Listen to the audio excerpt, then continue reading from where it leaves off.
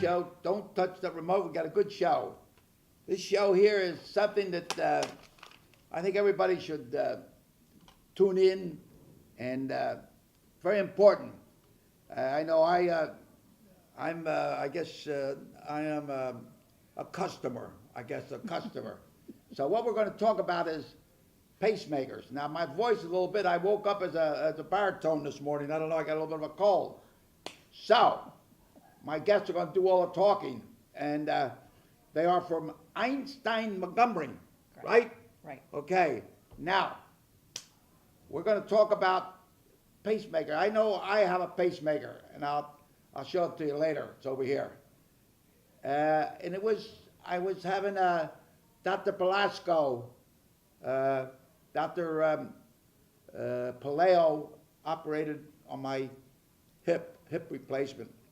And after the operation, he come over and he says, Hank, he says, your heart was going boop, boop, boop, boop. It wasn't going to, you needed something to kick it up a little bit. So I had to put a pacemaker in. And I said, whatever it is, get it. So I have a pacemaker, and then my two guests will tell you, I go there they call me about every couple months or so and check it out and make sure it's working. So I'm going to let them introduce themselves. So in this corner, oh, that's another boxing bout. Tell me who you are and what's what. Well, my name's Sharon Brauer. I'm a nurse practitioner. I work for Cardiology Consultants of Philadelphia with Dr. Velasco. With Dr. Velasco, yeah. How many doctors in that office? About 17 right now. Yeah. We're probably going to add another one this summer. So Tell me who she is. this is Joanne Mullally. Go ahead, tell me who you are. I'm Jo Mullally, and I work at CCP as well. What do you do? I'm a cardiovascular technologist and a certified medical assistant. I work with Sharon. I set up the patients for their procedures to have pacemakers or defibrillators implanted, as well as if they Wait a need minute, there's a an difference ablation. between a pacemaker and what's the other one? A defibrillator. Yeah, Yeah, there is a big difference between the two of them. The I got a little bit- pacemaker helps the heart regulate the beat so that it's beating appropriately. Yeah, well, that's what happened to me. They said they had to kick it up a little bit. Yeah, that's what you have. The defibrillator is in the patient's body in case something happens where they go into what we call a lethal arrhythmia, where your heart is pumping so irregular that you could possibly die. So this type of device can work as a pacemaker and also works to either pace the patient out of this lethal rhythm, or they'll shock the heart Wow. back into synchronization.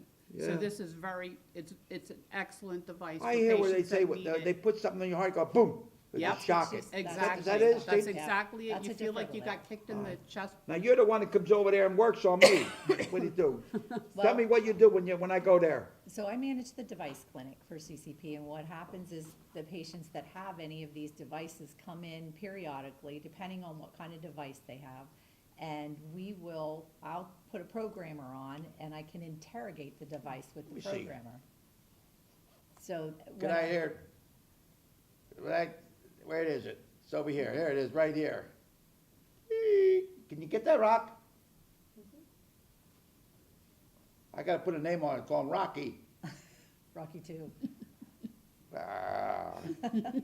So I know when I was like tired, get the top of the steps, and the pacemaker helped me move along, Right, exactly. It keeps your heart rate at a set level. It won't let your heart rate drop below a set value.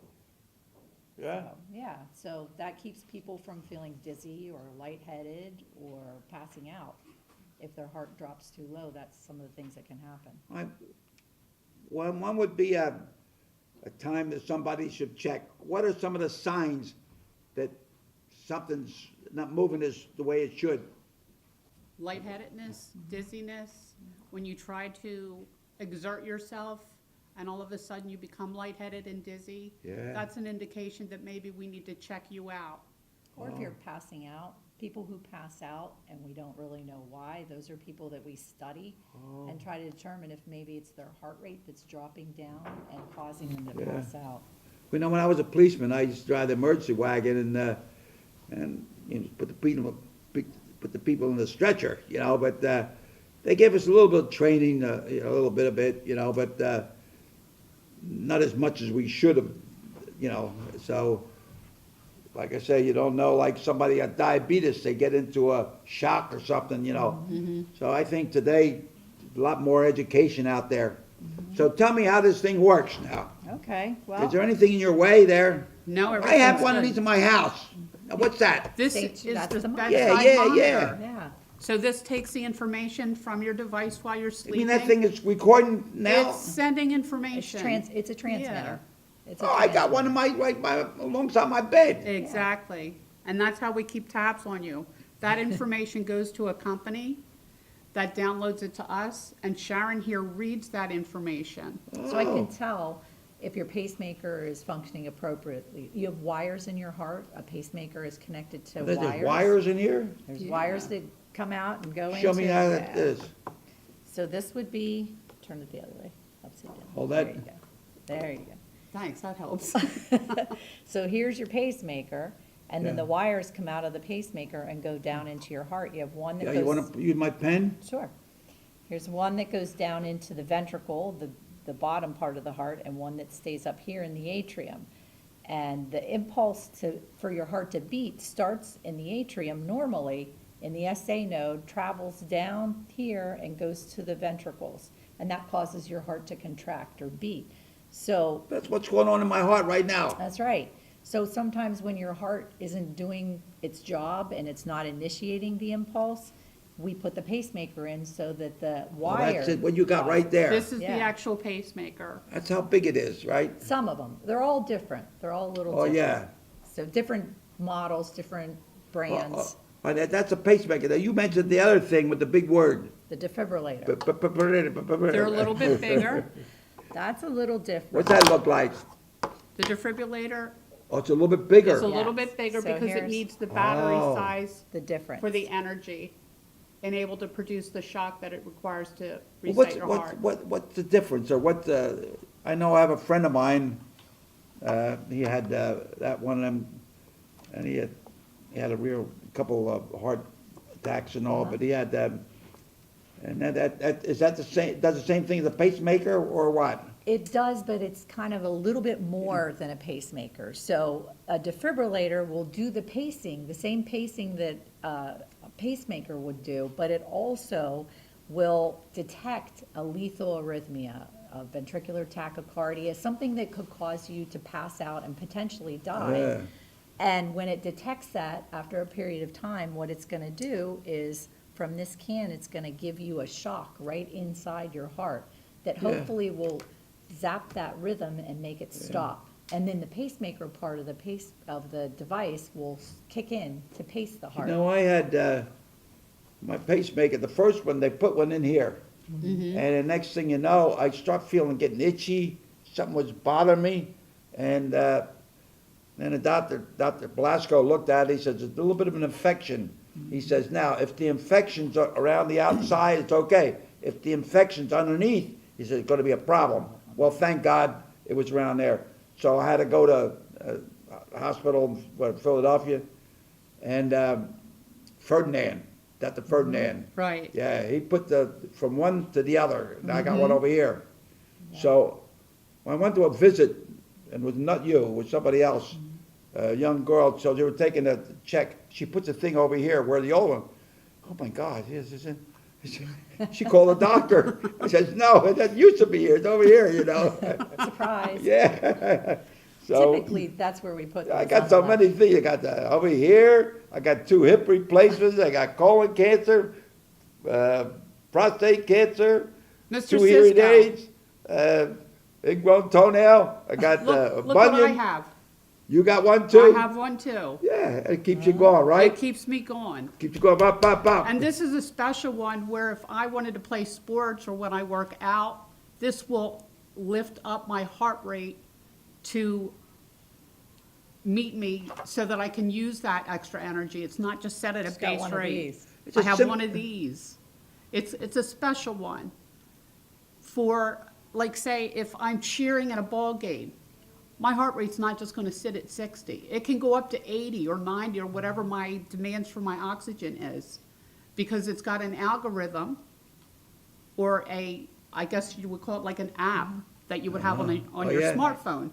It's got an algorithm in the system that if I want to use more energy, my oxygen will come up to reach it because my heart's gonna beat faster. And that regulates. Yeah, Yep, it's a Yeah. wonderful does. device. Now, we're talking about how to insert it. I see you got a little insertion there. What's that? Tell me now about that. well, this is a different device. Okay. This is a defibrillator, but you can see the difference in the size between that Is defibrillator that goes and inside this. too? Well, But this this is goes in your- different.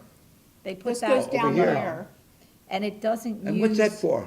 It's to give a shock for your heart if your heart Oh. goes into lethal arrhythmia. But Is if that, you're is that permanent? younger, Stays in there permanent? Yes. yes. Yes. Oh. But some people don't want to have the wires inside their heart, so we use these, they're called subcutaneous ICDs. Oh. And they It would go here, implant yeah. underneath your skin, usually over on the And left that side. that whole thing goes right It goes around? just like so, Yep. yeah. And it Oh my goes up God. into your, threads up into your heart, and it will shock. Now, these are not the same as these, they just give a shock. And that's inserted, It's just under the skin. under the skin, Under the okay? skin, so this sits here, but only specific, I mean, there's a lot of parameters that a patient has to meet in order to receive one of these. It has to do with specific reasons why they need the defibrillator. Oh, okay. And we So- really, It's that- we don't that- put in a lot of It's these. not up to the, It's the not up to the patient, it's patient, up to the doctor. Exactly. Right. Yeah. And, yeah, oh my God. All right, This is- so, I see you got some, what is that little thing there? These two are different, what we call internal loop recorders or internal cardiac loop recorders. These are And they- tattletales. Yeah, They tell they- on you. You take, go ahead, go for it. These devices, we will implant, if say you have a dizzy spell and you pass out and we really don't know why, we'll put something like this in. They last for about 3 years. They go right under the skin and. And what's it communicate with what? It communicates with a monitor just like this. Oh. Or But, yeah, or they have something now like a this. cell phone that goes with this one.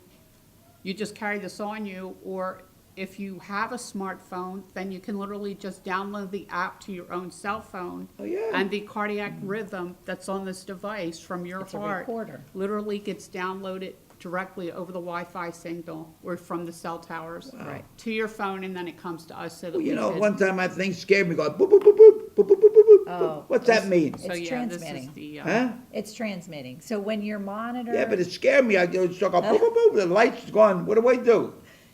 You just Just let leave it it do alone. its thing. Yeah. These monitors don't in any way have any indication, don't Oh. give any indication of your health. Okay. It's just sending a message. Yeah, now, But yes. tell me a little bit more about this. This is used as if it was a bedside monitor, but you keep your phone with you all the time. Most patients do. So they either get this device, the cell phone, but it only has the app for this Oh, loop recorder, okay? So if you have your own smartphone, then we could just download the app to your smartphone, and the same information is sent to us over the cell towers. Wow. So that we can eventually read it to find out why you're having either dizzy spells, or you're passing out, or palpitations. We could read that EKG so that we can decide Yeah. on what to do with you. well, you know, I had Dr. Belasco as my guest here. So I parked my car. He was here before me, like you, were waiting downstairs in the lobby. And finally, I come walking in. I parked my car. I'm walking in, and I got to, and he said to me, he says, what's the matter? I said, man, I'm tired. He says, you mean to tell me you're breathing heavy from the parking lot over here? He says, you'll be in my office tomorrow morning. All right, I was there the next morning, and I stayed there, and they put me in the hospital, boom, boom, boom, boom. And there was a 90%, 95% blockage there. Yeah, Right. that'll make And, you short of breath. Hello, Dr. Anderson? Yeah. Dr. Anderson, come over, you know, boom, boom, boom, boom, boom. And so they're wheeling me into the operating room, and I said, who's going to operate on me? And the big, tall doctor says, my name is Dr. Anderson. I says, will you film it? I want to put on my TV show. He says, yes. He says, I'll get the okay. And I did. That's great. So I thought, it's on my TV show if you want to, somebody wants to, YouTube, Hank Cisco. But he did it with all kinds of, what do you call them? Robo arts or Oh, something. he's a robot. Yeah, I thought it was gonna be blood, knife and everything. No, like beep, beep, beep, beep, That's beep. wonderful. You could do it that way. Yes, it's right. So all I'm saying is, education, don't be afraid.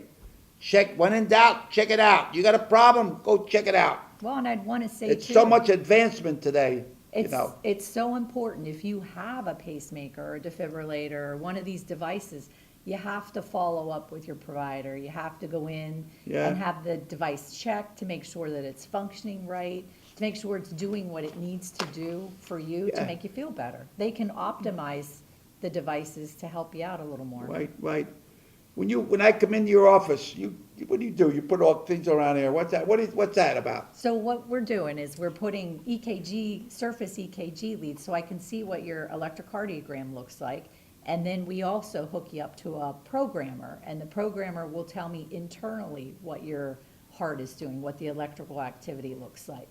And then I can interrogate the device to see if the wires are in the correct position, if the way that we have it programmed is correct, or if we need to make changes. But you both do the same thing, or We, your job's a little bit different, isn't it? it's a little bit different. What? But What's like what's the difference? If Sharon's out, then I'll back her up. She's my first I'll assist. do the remotes. Yeah. Yeah, You're a relief pitcher. I am. I'm a relief pitcher. Joe does a lot with, scheduling patients to get them in to have procedures. If you were coming in to have a pacemaker put in, or say your generator battery was needing to be replaced, she would be the contact person that would call you, make sure you're ready to go. She gives you instructions. She tells you what medicines you should take, Yeah. what you shouldn't take, those sorts of things. Yeah. So it's, Well, we're a team. Yeah, we're a We're the team. electrophysiology team. I want to elaborate just a little bit more. What are some of the signs that somebody should say that they got something, the heart's not pumping the way it should be? What are a couple of the signs? What you Going were up the talking top of the about. steps or Sure. something? If you're short of breath, Short of breath? the dizziness that we were talking about, if you're feeling lightheaded or dizzy, if your heart is beating erratically, you feel it pounding in your heart, in your chest. Well, where should I, over here, over there? Yeah, your heart's right there, right here, Over here? yep. Most people have their heart on the left side. Blessed heart of Jesus, right? There's always somebody that has a little different, but left side. Yeah, well, I know where he is.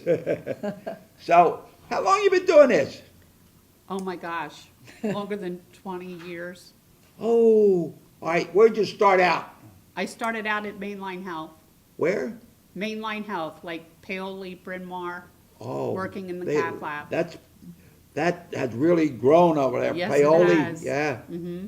Yeah, I think, you know what, I'm gonna, all the doctors that worked on me, I'm 94 years old, and I think Dr. Frost, Dr. this, I wonder about, I must be about 100 doctors, really, And now, that office that you're in, you say you got around 17 different doctors, okay, but each one is separate, right? Like Dr. Blasco, he's the one that checks it out and see what the problem is, and then he gives that information to the next, how's that operate? So Where do you have- come in? Well, where I come in is if you come in and you have a device, and then I'm the one who's gonna follow your In other words, device. after you have the pacemaker, Yeah. you take over, Yeah. right? Once in a while, I'll see somebody before they have the device, because I also do some testing with Yeah. patients, but primarily I manage the people who have devices. So they bring me in on someone's case if you've gone through having a pacemaker implanted or a defibrillator implanted. Usually people have a cardiologist because somewhere along the line, someone identified a problem, a cardiac problem, like they have a rhythm problem, they have blood pressure problems, cholesterol, maybe Yeah. some genetic And issues. diabetes or something, that has an effect of it It too, does. right? Yes, it does. Yeah. So you have to know all what the problem is. All right, I got a question from the balcony up there, the lady with the green dress. What is the recovery like after getting a pacemaker? What Well, is the recovery like? What's it like? it's a good question. So when patients have a pacemaker implanted, within about a week, we want them to come in and see us so that we can check and make sure the incision's healing. Because you're gonna have, as you know, you're gonna have an incision about this long. Yeah. You'll have the device under the skin. There's gonna be some bruising, there could be some swelling, could be a little Yeah. sore. Generally, we tell people just to use Tylenol or Advil, whatever makes them feel comfortable for that first week. They come in to see us, we make sure that the device site is healing well and everything looks good. For the next 4 weeks, we tell you not to lift your arm where the pacemaker was inserted over your head or higher than shoulder height. Then we'll also tell you not to lift more than 5 to 10 pounds. No swimming in the ocean, no tub baths, no hot tub parties, nothing like that until after this incision is all healed. Hey, I'm listening, you know, but let me Yeah. tell you, when I first got this thing, I wanna know so much about it, and somebody says that if you stand in front of the microwave, it might have an effect there. No. Not at all. That's out. Yeah. That's, Now, there's another thing, when I'm taking a shower, don't let the hot water hit it all there. Is that right? Only when you first have wound the surgery. has not healed yet. Oh, I You mean, just don't want any so little I bugs don't getting in let there. the shower hit it there because, you know, You could do it now. You I can do it all right now? Yeah. You're healed, Okay. you're fine. Al, why? Why do you not wanna have the shower hit? Because you don't wanna soak that site. The incision is healing, the skin is mending back together, and if it's wet all the time, it's gonna open up. You don't want that site to open up, because if it opens, we have big problems. Like Oh. you were told, you can get an infection in Yeah. there. If That's the it. infection. That's what happened to me. Same reason Yeah. why you don't want to be sitting with, up to your shoulders in standing water. No Yeah. hot tubs, especially no oceans. Wait, run that by me again. Don't have yourself immersed in standing water Oh. because bugs are in that Cold water. or even hot? Well, it doesn't matter what temperature Just it is. water. You have to stay out of standing water because that's where bugs are. That's where germs grow, in Oh. standing water. So we always say, take a shower from the get-go with it running over your back. 3 days later, you could start washing that area gently with some mild soap. Make sure that the water runs over your back and over top of the site so that it rinses clean, and then pat it dry, always with a clean towel. Had it dry, yeah. And then when those steri strips fall off, whatever you do, don't pick at the strips, don't pick at the wound. We don't want any chance of infection. Just Yeah, leave it alone and it'll eventually knit and you'll be good to go. And Right. once it's healed, you can do whatever you wanna do. Yeah, But you could go sit just in the while hot it's- tub, go yeah. swimming in the ocean. Right. Now, what is here's one more question from the gentleman over there. Boy, he's all dressed up and he looked like he has a tuxedo on. Okay. Well, what is a pacemaker's maintenance like? I mean, maintenance, taking care of it. Is there anything else I have to do other than just, Make sure you see, You Take just care come of it? in to get Yeah. checked. what Just is the have it maintenance? checked. There really is no maintenance for it. Generally speaking, the devices nowadays, the batteries last 8 to 10 Oh, years. yeah, tell me about it now. They're run by a battery, right? Uh-huh. It's How a long does the lithium- battery go? How do you know if the battery's going doo-doo-doo? That's when you come in, when you're coming in to see me or anybody who's Oh, that's how, interrogated, that's right. we're looking to see. How often I remember, We about every can see couple how months? much battery Yeah, you're overdue. juice is left. We can see actually how much possible time you have left on the battery when we download that. It It's- tells it's- you. It's part of Yeah. the information that we get when we download your device. Stick around, kid. Stick around. Yeah. All right, so- you know. But there's Do no other maintenance. do you think women have pacemakers more than men? I don't know, it's a goofy question. I don't think so. No? No, There's it's no 50-50. thing, you know, Yeah. nothing like that. No. No. And It's we have- just the way the heart, We have patients that have pacemakers that are 100 years old. So it can be as young as, a teenager. We have probably one of our youngest patients Yeah. is in her. well, you know, I 19, think, 20. when I got my heart operation, Dr. Anderson came in and told me that, he says, I think it was 90, I was 90 then, and he says, he says, you went through this operation like a 45-year-old man. Now, I don't know what he means by that, my heart was moving all right? Right, your heart function must have been pretty good for him to say that. And you must have recovered really quickly from the surgery. Yeah. so- And another thing, it's something to do with the heart. but I see, when I was sitting there and a lady doctor come in after the operation, maybe a day after or so, and I have my legs folded on the side of the bed like this. She says, don't you fold your legs like that, you stop circulation. Is that right?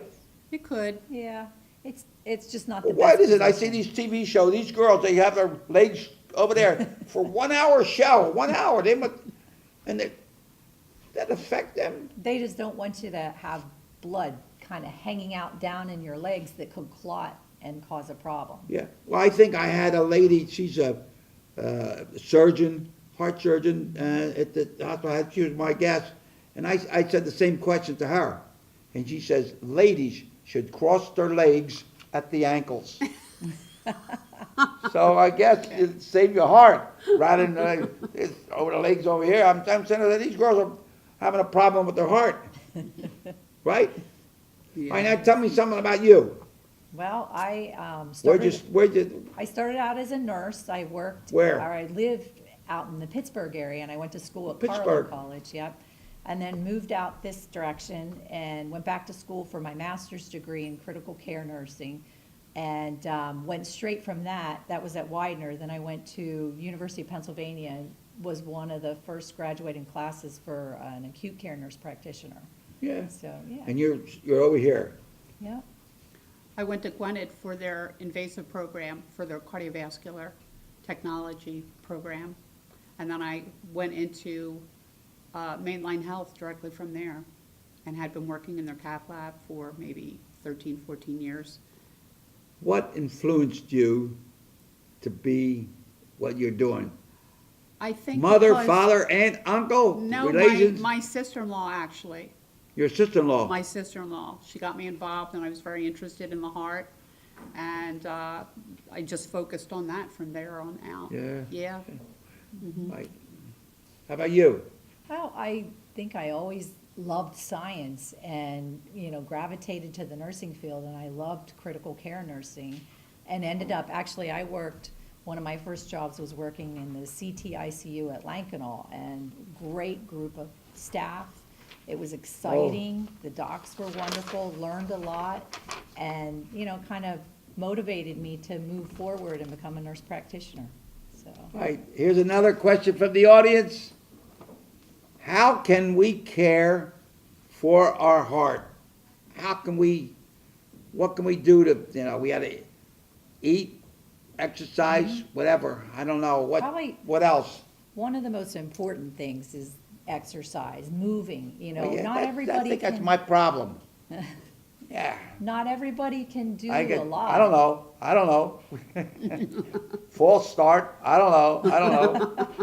But even if you just get up and you walk for a couple minutes at a time, and then you sit down because Even you're if you're tired. sitting down the legs, a Just little bit, move. Even right? 20 minutes a Just day moving. does Yeah. so much more for you, yeah. And now some of the studies that are coming out are showing that you don't have to consistently move for 20 minutes in order to get some benefit from it. You can move for a couple minutes, rest, move for a couple more minutes, rest. You need to move, though. And Moving now, is tell good. me something about this. Oh, yeah, definitely. So, our practice cardiology consultant. Hold it up so I can see it. Is participating in the senior games, which is Oh, held, let me see, I'll hold it up here. okay, from May 8th through the 12th. A lot of fun. And we will be running a health screening booth on May 11th there to check blood pressures.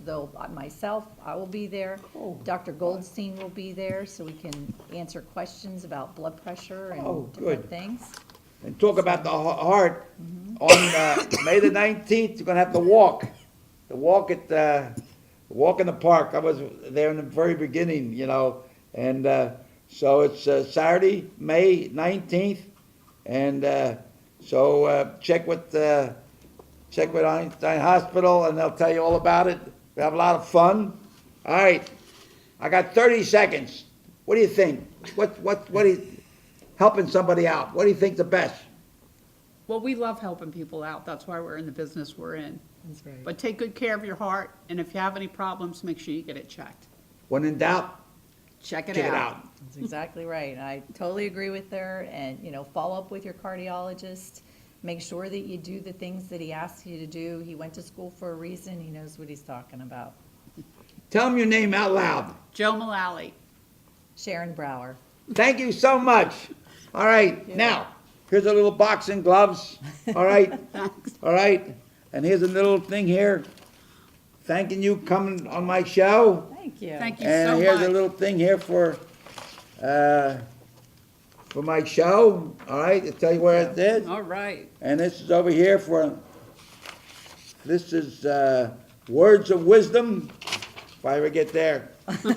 Here's, one for where.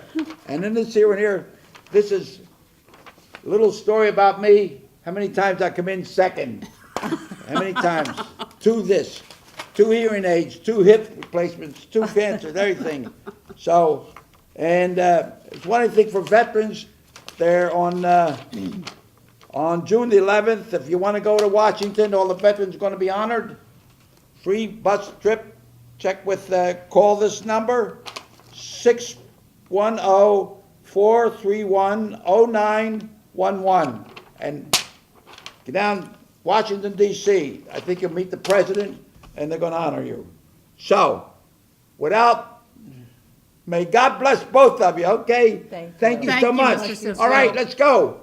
There, and Slide salute. That means to your health.